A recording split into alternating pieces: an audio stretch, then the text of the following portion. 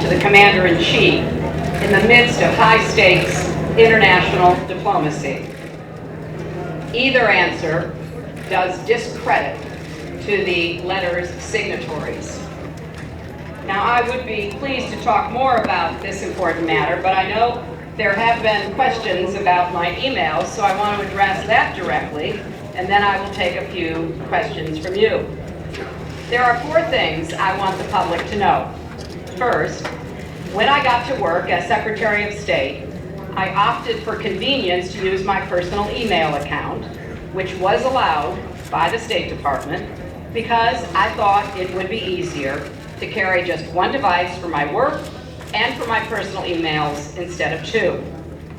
Looking back, it would have been better if I simply used a second email account and carried a second phone, but at the time, this didn't seem like an issue.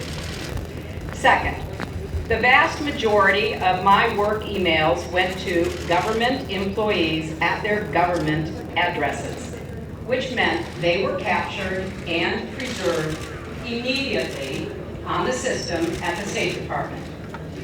Third, after I left office, the State Department asked former Secretaries of State for our assistance in providing copies of work-related emails from our personal accounts. I responded right away and provided all my emails that could possibly be work-related, which totaled roughly 55,000 printed pages, even though I knew that the State Department already had the vast majority of them. We went through a thorough process to identify all of my work-related emails and deliver them to the State Department. At the end, I chose not to keep my private personal emails about planning Chelsea's wedding or my mother's funeral arrangements, condolence notes to friends, as well as yoga routines, family vacations, the other things you typically find in inboxes.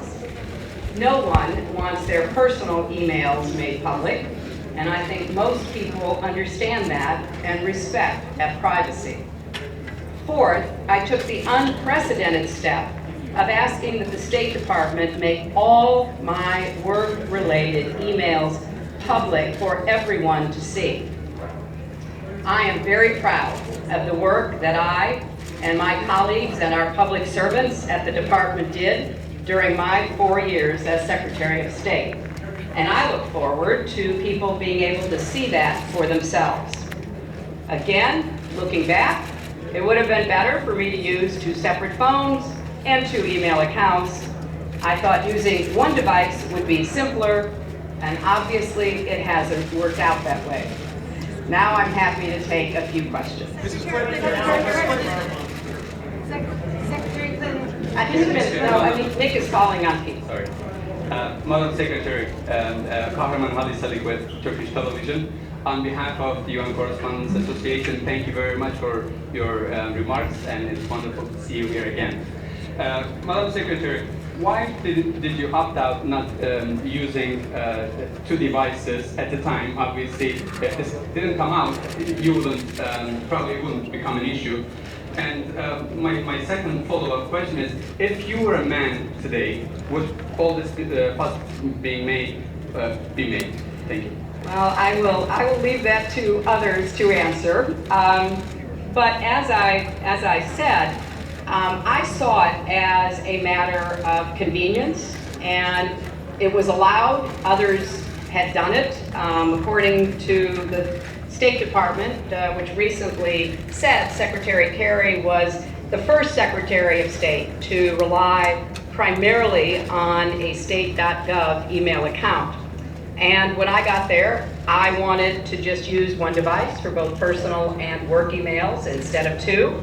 It was allowed, and as I said, it was for convenience, and it was my practice to communicate with State Department and other government officials on their .gov accounts. So those emails would be automatically saved in the State Department system to meet record-keeping requirements, and that indeed is what happened. And I heard just a little while ago the State Department announced they would begin to post some of my emails, which I'm very glad to hear because I want it all out there. Madam Secretary, and